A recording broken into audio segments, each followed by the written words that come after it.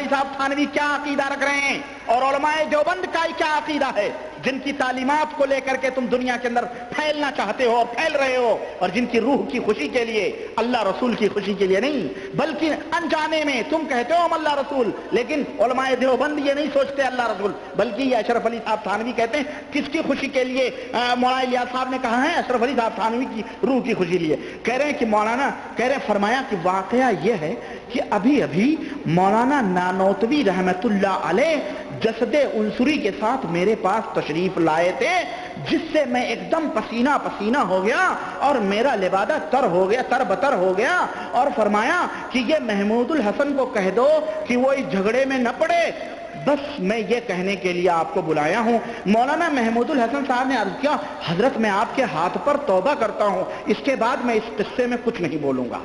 یہ دیکھو کیا سمجھے آپ، 9 من مٹی کے نیچے سوئے ہوئے مولانا قاسم نانوتوی، پتہ نہیں جسم سڑ گل گیا ہوگا، کیا عقیدہ بیان کیا جا رہا ہے کہ جسد عنصری کے ساتھ، جسد عنصری یعنی اپنے حقیقی جسم کے ساتھ وہ دنیا کے اندر تشریف لا رہے ہیں اور ہدایات اور تعلیمات دے رہے ہیں۔ میں پوچھنا چاہتا ہوں کہ بریلوی اگر یہ کہے کہ نبی کریم صلی اللہ علیہ وسلم غیب جانتے تھے، خواجہ ثقلین غیب جانتے تھے، خواجہ اجمیری غیب جانتے تھے، حجویری غیب جانتے تھے، پاک پٹن ملتانی سب غیب جانتے تھے، بابا فرید بن گنج کر سب غیب جانتے تھے، بہرائچ باز سب غیب جانتے تھے، تو تم تو انہیں مشرک کہتے ہو۔ اور 9 من مٹی کے نیچے سوئے ہوئے مولانا قاسم احمد صاحب نانوتوی کو دیوبند کے 2 مولویوں کے جھگڑے کا پتہ کیسے چل گیا؟ کیسے چل گیا؟ وہاں بھی بشارت ہوئی ہے؟ عقل کو آواز دو، عقیدہ بتاؤ۔ دیکھو، اور میں پوچھنا چاہتا ہوں، چلو ٹھیک ہے، ہو سکتا ہے قبر قریب میں رہی ہو یا دونوں مولوی قبرستان جا کر کے مراقبہ کر کے بتا دیے ہوں کہ حضرت ہم دونوں میں جھگڑا چل رہا ہے۔ دلوں کے وسوسے اللہ کے علاوہ کوئی جانتا ہے؟ علیم بذات الصدور ایک مسلمان کا ایمان اور عقیدہ ہے کہ وہ اللہ وحدہ لا شریک ہے، اس کے علاوہ آپ کے دلوں کی دھڑکنوں کو کوئی نہیں جانتا ہے کہ نہیں ہے؟ لیکن مولانا محمود الحسن کا دل کسی ایک طرف مائل ہو گیا، قاسم نانوتوی صاحب کی روح تڑپ گئی، بے قرار ہو گئی، بے چین ہو گئی، محمود الحسن کیسے مائل ہو گئے؟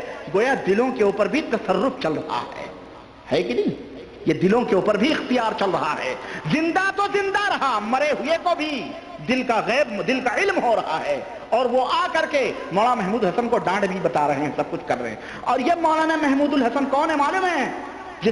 جن کی تفسیر چھپی تھی، جن کا ترجمہ چھپا تھا، اور یہ مفکر ملت علامہ مولانا ادیب کامل عربی کے مولانا ابو الحسن ندوی کے تزکیے پر خادم الحرمین شریفین اور یہاں کے اولاد امور کو کس طرح سے گمراہ کیا گیا بیچاروں کو۔ یہ بیچارے اردو نہیں جانتے، تم ان کو اپنے تقدس کا، اپنے اسلام کا، مسلمانیت کا جو بھی بتاؤ گے، یہ بیچارے بھولے بھالے سمجھ جاتے ہیں، انہیں نہیں پتا تھا۔ انہوں نے ان کے تزکیے پر اس محمود الحسن صاحب کے اس طرح کے عقیدہ رکھنے والوں کے ترجمے کو اور ان کی تفسیر کو، ان کے مولانا شبیر احمد عثمانی کی تفسیر کو یہاں چھپنے کی اجازت دی، اور خادم الحرمین شریفین حفظہ اللہ کا اتنا پیسہ برباد اور ضائع کیا۔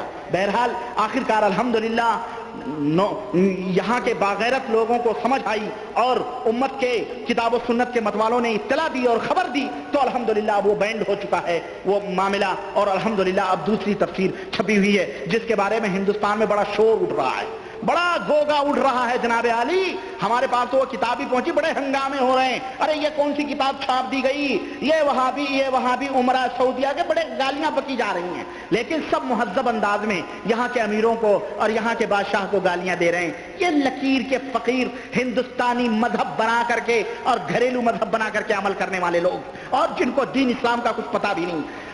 اور تو اور ہے، یہ واقعہ اپنی جگہ مولانا اشرف علی تھانوی کا، اس کے اوپر ٹپڑی سنو، ان کی ٹپڑی سمجھتے ہیں؟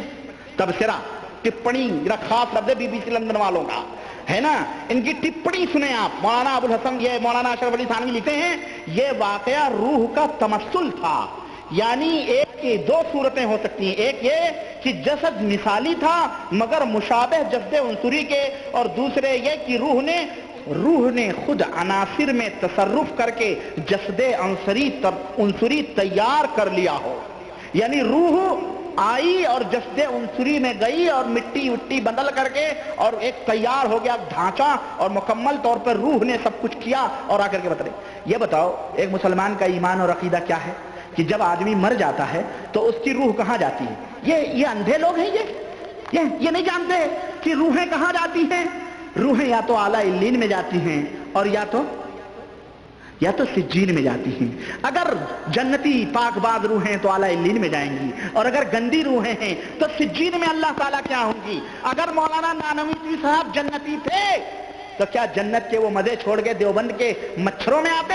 ان غلیظ جگہوں پہ آ کر کے ہندوستان کے کفرستان میں آ کر کے جو ہے ان کو نصیحت کرتے اور روح جستے؟ روح کیسے آئے گی یہ بتاؤ؟ روح تو وہاں اعلیٰ علیین میں ہے. شہداء تو تمنا کریں کیا عرش کے سائے کے نیچے درختوں کے اوپر جنت کے پرندوں کی شکل میں دوڑیں اور اللہ سے تمنا کریں اے اللہ دوبارہ دنیا میں بھیج دے تاکہ پھر جائیں تیری راہ میں شہید ہوں اور پھر آئیں. اللہ ان سے یہ کہے جو میرے پاس آتا ہے دوبارہ لوٹ کے. اور اشرف علی صاحب تھانوی کے بزرگ جسد عنصری میں تنا تصرف کر کے اور دنیا کے اندر آ کے دیوبندیوں کو تعلیم دے رہے ہیں. میں پوچھنا چاہتا ہوں کیا یہ ہندوؤں کی تعلیم نہیں ہے؟ کیا یہ کافروں مشرکوں کی تعلیم نہیں ہے؟ جو ہندوستان کے کافروں کا یہ عقیدہ ہے کہ روحیں جو گندی ہوتی ہیں وہ دنیا کے اندر بھٹکتی رہتی ہیں. ہم پوچھنا چاہتے ہیں یہ کیا ہے؟ یہ ایمان اور عقیدہ بیان کیا جا رہا ہے. تبلیغی جماعت کے بھائیوں زیادہ اترانے کی ضرورت نہیں ہے. اگر تمہیں کتاب و سنت کا دامن چاہیے آؤ ہم تمہیں کتاب و سنت کے راستے کے اوپر تعلیم دیتے ہیں. یہ کیا تعلیم ہے بزرگوں کی؟ اور یہ تو یہ ہوتی اور اس طرح کی تعلیمات جو کفر اور شرک کے اور قرآن و سنت کے بطلان اور کذب اور جھٹلانے کے اوپر مبنی ہو. یہ تعلیم ہے کہ روح تصرف کر کے آ رہی ہے نعوذ باللہ. یہ کہاں کی حماقت ہے؟ اور تو اور ہے. اور آؤ میں آپ کو بتاؤں یہی نانوتوی صاحب ہیں. یہی آپ دیکھیے اسی حکایت اولیاء 222 صفحے کے اندر 222 صفحے کا یہ ہو گیا. اور دیکھیں 279 279 اس کے اندر دیکھیں کس طرح سے غیب کا دعویٰ کیا گیا ہے جناب علی. اور مولانا کو کس طرح سے پتہ چل رہا ہے. مولانا قاسم صاحب نانوتوی کو کہہ رہے ہیں کہ قاسم صاحب نانوتوی فرماتے ہیں کہ ایک مرتبہ جب میں گنگو حاضر ہوا تو حضرت کی سہدری میں ایک کورا بدھنا رکھا ہوا تھا. حضرت کی سہدری میں ایک کورا بدھنا رکھا ہوا تھا. میں نے اس کو اٹھا کر کنویں سے پانی کھینچا اور اس میں پانی بھر کر پیا تو پانی کڑوا پایا. ظہر کی نماز کے وقت حضرت سے ملا اور یہ قصہ بیان کیا. آپ نے فرمایا کہ کنویں کا پانی تو کڑوا نہیں ہے میٹھا ہے، تمہیں کیوں کڑوا لگا؟ کیا حضرت نے بھی پانی چکھا تو کڑوا تھا. آپ نے فرمایا اچھا اس کو رکھ دو. نماز ظہر کے بعد حضرت نے سب نمازیوں سے فرمایا کہ کلمہ طیب جس طرح ہو سکے پڑھو. آج بھی دانوں پہ پڑھواتے ہیں نا دیوبندی لوگ، چنے پڑھواتے ہیں اور وہ کیا ہوتی چھیمیاں پڑھواتے ہیں اور وہ کیا ہوتی بیج اس کی املی کی ہم لوگ پڑھتے تھے بھائی یہ معلوم ہے نا. یہ سب پڑھواتے ہیں. دیکھیں جس طرح ہو سکے اس کلمہ طیبہ پڑھو. چنانچہ نہایت خشوع کے ساتھ اچھا حضرت نے بھی پڑھنا شروع کیا اور بعد میں حضرت نے دعا کے لیے ہاتھ اٹھائے اور نہایت خشوع اور خضوع کے ساتھ دعا مانگ کر منہ پر ہاتھ پھیر لیے. اس کے بعد بدھنا اٹھا کر پانی پیا تو شیریں تھا یعنی میٹھا تھا. شیریں تھا یعنی میٹھا تھا. اس وقت مسجد میں بھی جتنے نمازی تھے سب نے چکھا تو کسی قسم کی کڑواہٹ پانی کے اندر نہ تھی. بعد میں حضرت نے فرمایا کہ اس بدھنے کی مٹی، غور سے سنو مسلمانوں اور تبلیغی جماعت کے بھائیوں، میں آپ سے پوچھنا چاہتا ہوں، سنو یہاں کفر چھپا ہے. دیکھو بدھنے کی مٹی اس قبر کی ہے جس پر عذاب ہو رہا تھا. الحمدللہ کلمے کی برکت سے عذاب رفع ہو گیا. یہ مولانا اشرف علی صاحب تھانوی نے لکھا ہے. یہ عقیدہ بتلایا جا رہا ہے مولانا اپنے بزرگوں کے بارے میں. ارے میاں نبی کریم صلی اللہ علیہ وسلم تو قبر سے گزرے، وحی کے ذریعے سے ان کو پتا چلا کیا کہ ان دونوں قبر والوں کے اوپر عذاب ہو رہا ہے. تب آپ صلی اللہ علیہ وسلم نے ہری ٹہنی منگا کے اس پہ رکھ دی اس پہ رکھ دی. ہے کہ نہیں ہے؟ یہ اللہ نے انہیں بتایا. کیوں؟ ہمارا یہ ایمان اور عقیدہ ہے وما ينطق عن الهوى. ہمارا نبی اپنی زبان سے کوئی اپنی نفس سے کوئی بات نہیں کہتا، جو کہتا ہے وہ اللہ کی طرف سے وہی ہوتی ہے.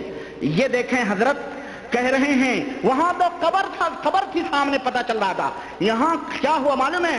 مٹی پتہ نہیں کہاں کی اٹھائی گئی اور بدھنا بنایا گیا. ظاہر ہے پکا ہوا بدھنا تھا، اس میں پانی پینے کے لیے لایا گیا. برسوں حضرت کو سب معلوم ہو رہا ہے کہ وہ قبر کی مٹی ہے، اس قبر کے اوپر عذاب بھی ہو رہا ہے، اور باقاعدے اب کلمہ طیبہ ہم نے پڑھا، اب پانی میٹھا ہو گیا تو اس قبر سے عذاب بھی اٹھا لیا گیا. نعوذ باللہ.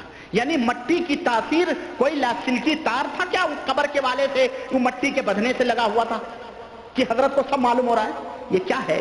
یہ غیب کا ایک دعویٰ نہیں ہے یہ. اور مولانا رشید احمد گنگوہی نے اپنی کتاب فتاوی رشیدیہ میں خود لکھا ہے جو اس طرح کے عقیدے رکھے وہ خود کافر ہے، اللہ کی قسم. اور بریلویوں کی ایک کتاب ہے دیوبندی اپنے منہ کافر. دیوبندی اپنے منہ کافر. پتہ ہے کیسے لکھی ہے انہوں نے ایسے ہی لکھی ہے کہ ان کے فتوے پوچھے کہ غیب کوئی جانتا ہے کہ نہیں جانتا، فتویٰ دیا اللہ کے علاوہ کوئی غیب نہیں جانتا. اس طرح کے واقعات لکھے اور لکھا کہ اگر کوئی غیب کا دعویٰ کرے تو وہ کافر، اور اس طرح کے واقعات لکھے. اب بتاؤ ان کو کافر کہو تو دیوبندی اپنے ہی منہ کافر.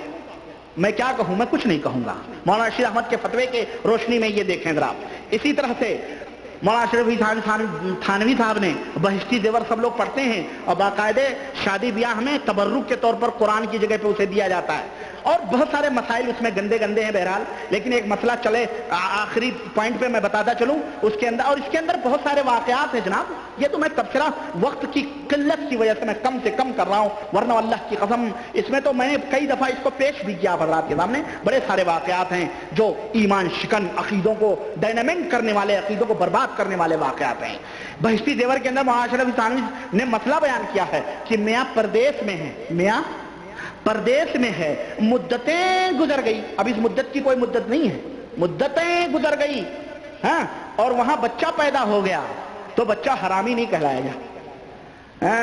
خوشخبری ہے یہ. میاں پردیس میں ہے، کتاب النکاح باب نکاح میں اٹھا کے دیکھو، آخری مسئلہ یہ میاں پردیس میں ہے، مدتیں گزر گئیں یعنی برسوں گزر گئے، اور وہاں بچہ پیدا ہو گیا. محترمہ لڑنا کھلانے لگی ہے نا، تو وہ بچہ حرامی نہیں ہے. وہ بچہ کیا ہے؟ حرامی. اللہ معاف کرے. اب آئیے یہ دوسرے بزرگ تھے، ذرا تیسرے بزرگ کی میں کا واقعہ بتا کے میں اپنی بات مختصر طور پہ ختم کرنا چاہ رہا ہوں کیونکہ وقت زیادہ ہو رہا ہے. تیسرے بزرگ ہیں یہ مولانا رشید احمد صاحب گنگوہی، جن کا ابھی میں نے فتویٰ نقل کیا ہے فتاوی رشیدیہ میں کے حوالے سے. یہ دعویٰ نبوت کا کس طرح سے کر رہے ہیں یہ دیکھو. اس طرح سے ان کو الوہیت کے درجے پہ رکھا گیا. ہاں، مولانا اشرف علی صاحب تھانوی کے ایمان اور عقیدے اور تعلیمات جو تھے وہ میں نے آپ کے سامنے بتائے. اب آئیے ذرا ان کا سنیں رشید احمد صاحب گنگوہی کا. یہ مولانا رشید احمد صاحب گنگوہی کہہ رہے ہیں، کیا کہہ رہے ہیں؟ سن لو، حق وہی ہے جو رشید احمد کی زبان سے نکلتا ہے، اور بقسم کہتا ہوں، یعنی قسم کھا کر کہتا ہوں کہ میں کچھ نہیں ہوں مگر اس زمانے میں ہدایت اور نجات موقوف ہے میری اتباع پر. نستغفر اللہ. آج تک امت دلیل حوالہ تذکرۃ الرشید جلد 2 صفحہ نمبر 17. آج تک ہم یہ سمجھتے رہے کہ اللہ وحدہ لا شریک نے قرآن میں فرمایا ہے ان تطیعوہ تہتدوا، اے لوگو اگر میرے نبی کی اتباع کرو گے ہدایت پا جاؤ گے. یعنی ہدایت موقوف ہے نبی کی پیروی پر. ہم نے یہ آج تک قرآن میں پڑھا قل ان کنتم تحبون اللہ فاتبعونی یحببکم اللہ، میرے نبی کی اتباع کرو اللہ کے محبوب بندے بن جاؤ گے. ویغفر لکم ذنوبکم، اللہ تمہارے گناہوں کو بھی معاف فرما دے گا، تمہیں جنت الفردوس میں جگہ دے دے گا. آج تک ہم پڑھتے آ رہے ہیں، یہ ہم وہابیوں کا عقیدہ ہے. اور ذرا ان تبلیغی جماعت کے لوگوں کا عقیدہ ملاحظہ فرمائیں، ان کے اماموں کا، کہ ہدایت اور نجات موقوف ہے کس کے اوپر؟ مولانا رشید احمد صاحب گنگوہی کی اتباع پر. میں پوچھنا چاہتا ہوں کہ نبوت کی نشانی اللہ نے بتلائی ہے کہ ہدایت اور نجات موقوف اور رسول کی اتباع پر. کیا یہ رسالت کے اوپر ڈاکہ ڈالنا نہیں ہے؟ کیا یہ رسالت کے منصب کی طرف پیش قدمی نہیں ہے؟ اگر مرزا غلام احمد قادیانی نبی کریم کو آخری نبی مانتے ہوئے بھی نبوت کا دعویٰ کرے اور کہے میں نبی نہیں ہوں بلکہ میں ایک بروز ہوں، نبوت ظاہری نبی ہوں، میں ظاہر ہوا ہوں عیسیٰ مسیح کی شکل میں، وہ بھی نبوت کا دعویٰ مکمل طور پہ نہیں کر رہا ہے، تو پورا دارالفتہ سے بمبارڈ ہو رہا ہے کفر کا. اور رشید احمد صاحب گنگوہی کے اوپر کہاں سے بمبارڈ کرو گے؟ ہم تو نہیں کرتے، ہم نہیں کرتے، فیصلہ عوام پہ چھوڑتے ہیں.